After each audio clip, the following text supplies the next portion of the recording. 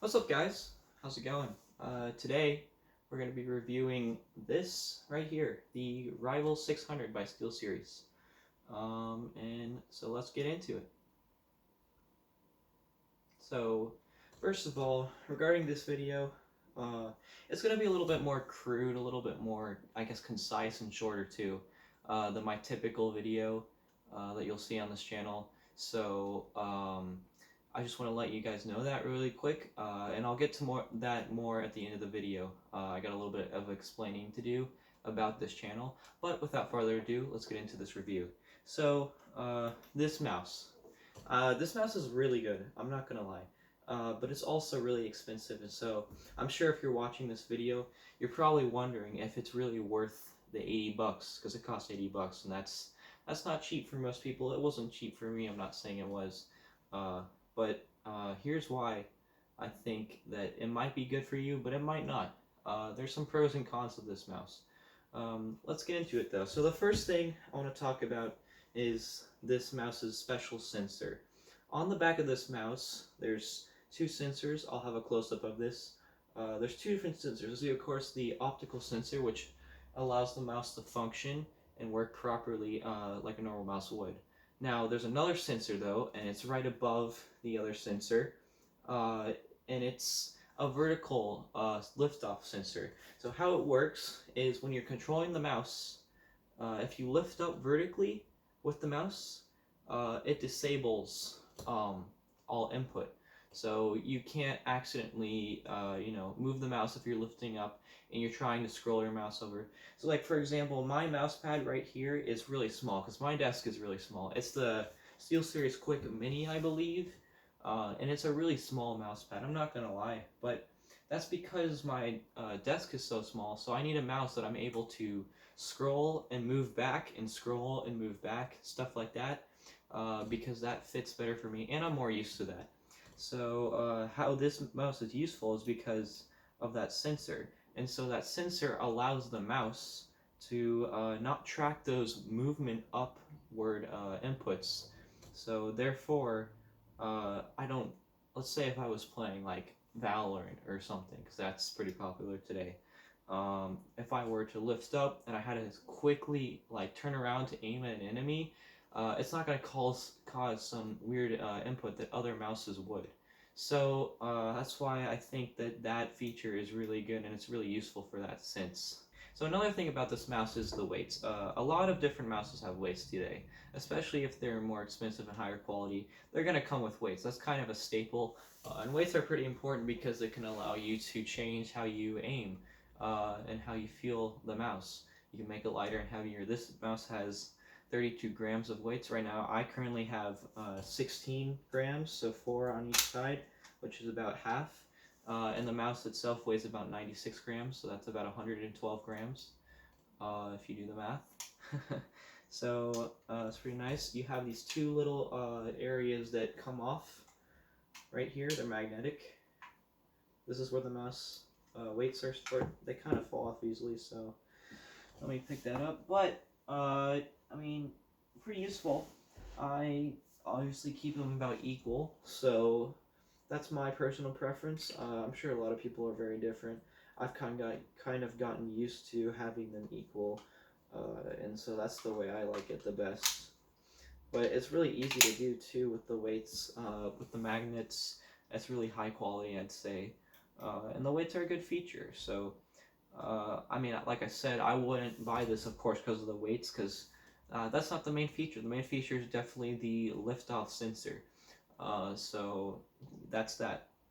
So another thing about this mouse is the quality, and I'm also going to talk about the RGB too in this mouse. So on the computer, and I'll leave this in the link below because it's kind of hard to get to for some reason. They make it a little bit hard to get to the software to control the RGB on this mouse. Uh, Basically, you can do all kinds of different like things. You can sync it up, I think, with games. I'd have to check on that. I'm not 100% sure. That might be with the keyboard, which I'm going to do another review on that soon.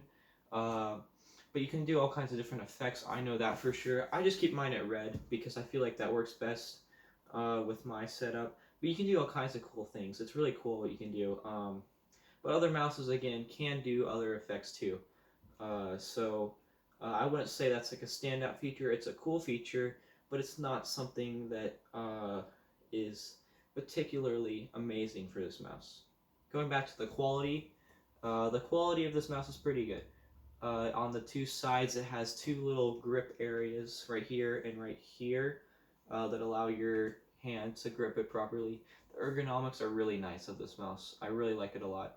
I had an old mouse. It wasn't even a gaming mouse, I don't believe. It was like a wireless, mouse that you use for like a laptop or something if you were on the go.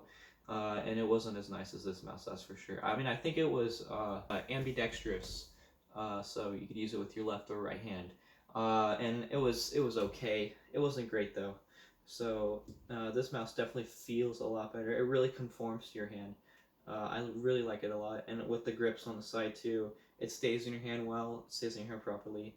And this mouse in general, the plastics feel really high quality. Um, the clicks of the two buttons are really clicky, and it feels really nice. And then on this mouse there are 4 different buttons, and well, 5 technically if you want to count the mouse wheel. Which, by the way, the mouse wheel feels really nice. It has a little bit of like some kind of weird print on it, engraving or whatnot. Uh, excuse me, but the mouse feels really nice. The scroll wheel is really uh, tactile, and it has a button in it too. So there's actually 5 buttons. Sorry about that. So how it works is you got these 3 buttons on the side. These are all programmable. You could program them in the software. You could program them in your game, really wherever you want. Or if you're using like I don't know, like an editing software, for example, and you want to have certain functions that each of these buttons do, you can do that, as well as the click scroll wheel button too. In terms of this button changes your sensitivity. So you can set 2 different sensitivities in the settings for this mouse, and you can just toggle between them.